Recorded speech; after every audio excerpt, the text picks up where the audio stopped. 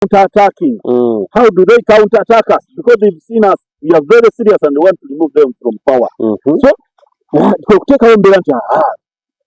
tubasibe.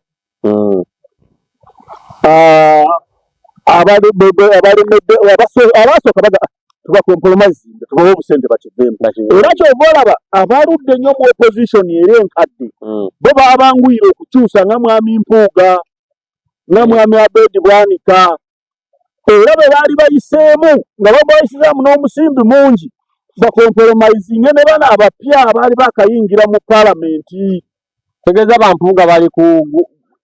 instruction za government. Olwedde kati bo bakola direction za government, bakola bya government. Baali bayingidde mu kibiina nga bakyinfiltratinze nga baagala n'ababaka bafe abapya. Jjukira abayingira abamu bambi tebalina ssente, abamu baali obubaka busoosi, abamu bwabagwako olw'amaanyi Kyagulanyi ge yali aleese nga tebalowoozanga nako nti balifuna ki obubaka bwa palamenti. Kati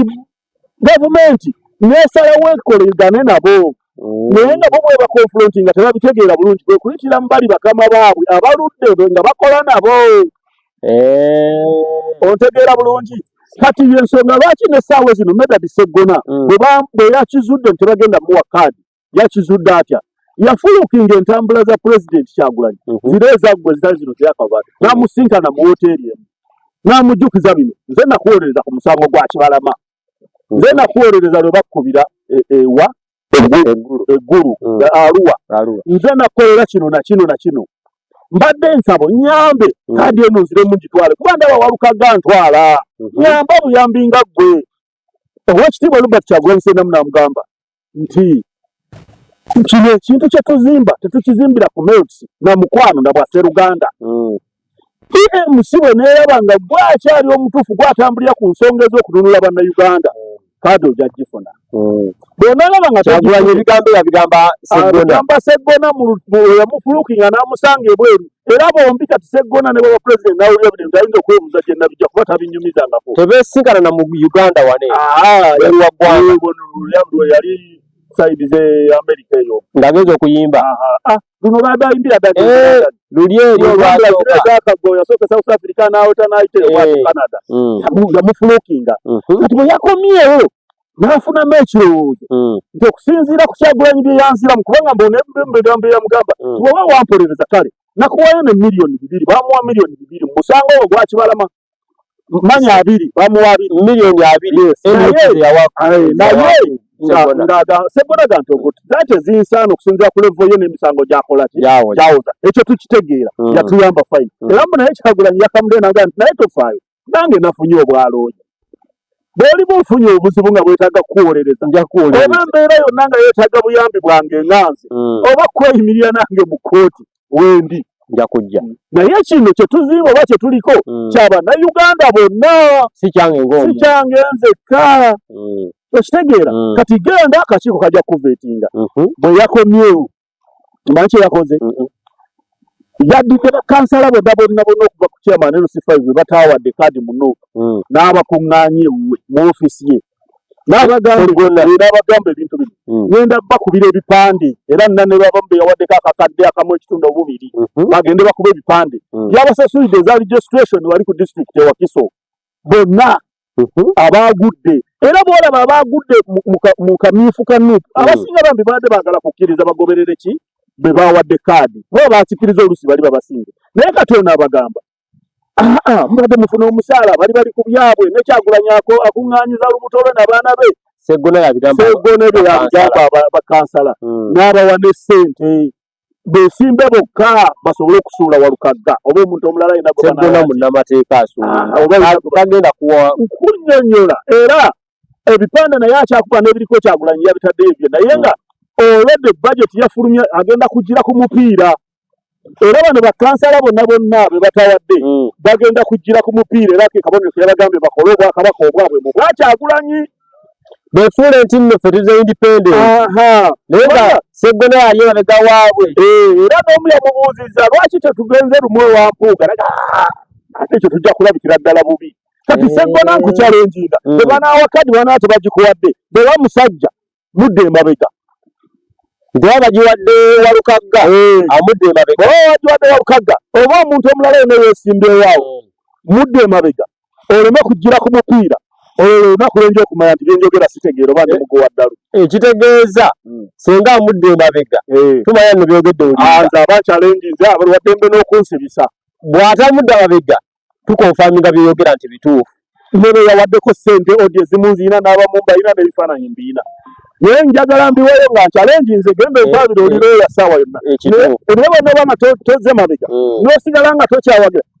era bagamba kale musobola okuwagira Kyagulanyi waggulu naye no naffe ekintu kino ne tukitereeza ffe tumanye embeera y'abantu ba wano mu Kyengera n'awaliraanye n'emiryango mu constituency bwe bubonero bwateekawo naye bannayuganda mbagamba kikiro ekintu kimusukkako oyo omwami era sandyagadde nnyo tumumalireko budde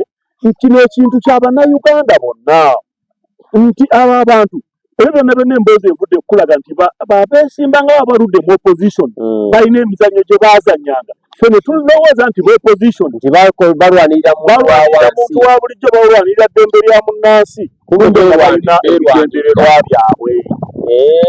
nga bo balina ebigendererwa byabwe kati kyova olaba nti Museveni bwe yalabe nti ate ffe tuli baddala ffe tulwana ebya ddala kwe kuteekawo akalya kombuuza nti bawaiswa ng'abakutte mwe temutya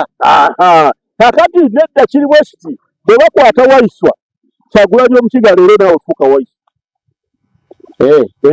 n'omulala afuuke waiswa kati tufune bawaiswa 8 bakutte omu bakwata waiswa omu Kyagulanyi Omukiga weyongereko nti kati nze Kyagulanyi Omukiga waiswa kati saawa zino era nze waiswa kati era ebuuzo lya waiswa olimu ebadde olina omubuuza kubanga luno lwe lutabaalo nti emboozi Kyagulanyi ne Sseggona Kyagulanyi tasobola ginyumya olw'obuwangwa bwe Abakiga ffe twogera amazima ate Kyagulanyi si yagiŋŋambye ate si yaŋŋambye mbigambe naye ate mu Sseggona be yanyumizaako ebyali eri mu lutabaalo ng'abazimbamu kino ate kati ate nze Omukiga sobola kusula nabyo kambuuzeemu bagamba naddala omukulu omu yagamba nno bonna abaali mu kyaka oyo bagenda bakwata obudde buno bakakwatako abantu almost nga 9 singa abakwata bonna ne bamalawo NUP egenda beera esigazza security y'omukulu bwe mwalaba baali mu Obolo kati bwali be ŋŋamba b'obuuliza be batono okufa abaali batazambadde kaddemu ako kakulu nnyo bwe mulaba nti mukwata abaali mu Obolo abaali batambadde Obolo abataaliwo ku olwo ffe bangi ffe ate abamu era balina omutima ogwa ddala ogusobola okulwanirira eggwanga lyaffe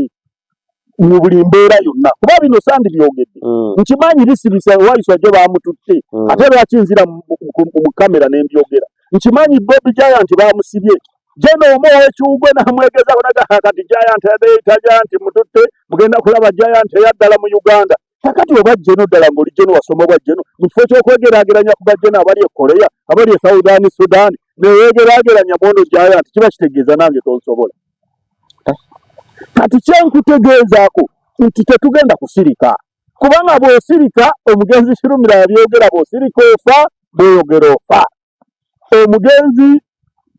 Omuyisiraamu n'agamba nti bwe banaamala okulya ffe aboogera ennyo nammwe abebeekulubeesezaako nammwe bajja balya kitegeeza ki nti olutabaalo luno okusirika si ye ansa kuba tekiina kye kinyamba nga mbeera gye tulimu n'abaana baffe kati batulema okuweerera abaana ne bakulema ne bakubira essimu nti school fees n'ogijjako ne bakukubira essimu tikanzije nga gw'obanja naye akyakubuzaabuza tayina